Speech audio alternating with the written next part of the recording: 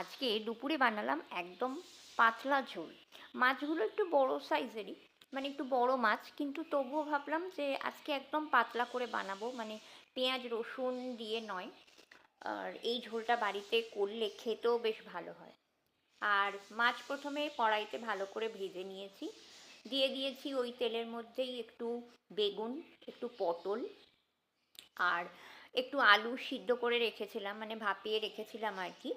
তো আলুর তো এখন কোয়ালিটি কীরকম হয় মাঝে মধ্যে, ওই জন্য একটু ভাপিয়ে নিই। তো এর মধ্যে এবার আলুও দিয়ে দেবো। আর এই বেগুন আর পটলটা যাতে ভালোভাবে সিদ্ধ হয় তেলের মধ্যে, তার জন্য দিয়ে দিলাম নুন। এদিকে একটা মশলা তৈরি করে নেব। একটু আদাও নিয়েছি গ্রেট করা, একটু হলুদ, একটু জিরে গুঁড়ো, আর একটু কাশ্মীরি রেড চিলি পাউডারটাকে একটু গরম জলে ভিজিয়ে রেখে দেবো। এতে কিন্তু আর আমি কোনো গুঁড়ো লঙ্কা ব্যবহার করব না, শুধুমাত্র 2 পিস কাঁচা লঙ্কাই ব্যবহার করব। এই যে আলুগুলো যেহেতু এখন ভাপিয়ে নিয়েছি, সেহেতু এখন দিচ্ছি। যখন বেগুনটা আর পটলটা মোটামুটি হয়ে এসছে, ওই 2 পিস কাঁচা লঙ্কাই শুধু দেবো। আর দিয়ে দেবো একটু টমেটো। টমেটোটার মধ্যেও সামান্য একটু নুন দিয়ে দিলাম, যাতে টমেটোটা চট করে এবার নরম হয়ে যায়। যখন মোটামুটি সমস্ত কিছু সবজি সিদ্ধ হয়ে এসেছে, কড়াটা থেকে আর নামাইনি, একটু সাইড করে নিয়ে মধ্যিখানে একটু তেল দিলাম। তেলটা গরম হয়ে যাবে সঙ্গে সঙ্গে, যেহেতু কড়া ভীষণই গরম। এর মধ্যে একটু পাঁচফোড়ন আর একটা শুকনো লঙ্কাকে আধখানা করে নিয়েছি, নিয়ে এটাকে একটা ফোড়ন হিসাবে ব্যবহার করব। এবার এই ফোড়নটার সঙ্গে সমস্ত এই যে ভেজে রাখা সবজিগুলো, সেগুলোকে আস্তে আস্তে মিশিয়ে দেব।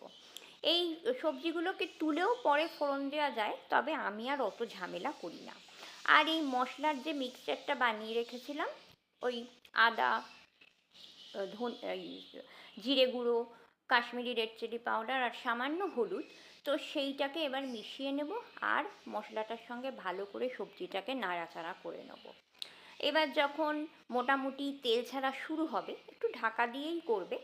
আর যখন তেল ছাড়া শুরু হয়ে যাবে, মানে ভালো রকম কষে যাবে, তখন পরিমাণ মতো গরম জল দিয়ে দেবো, কারণ এই মাছের ঝোলটা একটু পাতলাই খেতে ভালো লাগে।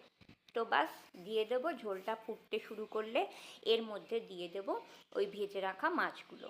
এগুলো তোমরা ছোটো মাছেও করা যায়, তবে বড় মাছেও করলে কিন্তু ভীষণ ভালো খেতে হয়, রুই কাতলা যাতেই করো না কেন। তো চলো, অবশ্যই একটু গরম গরম সার্ভ করতে হবে। আর সামান্য একটু চিনি দেব, আর নামাবার আগে দিয়ে দেব বাড়ির তৈরি একটু ভাজা মশলা।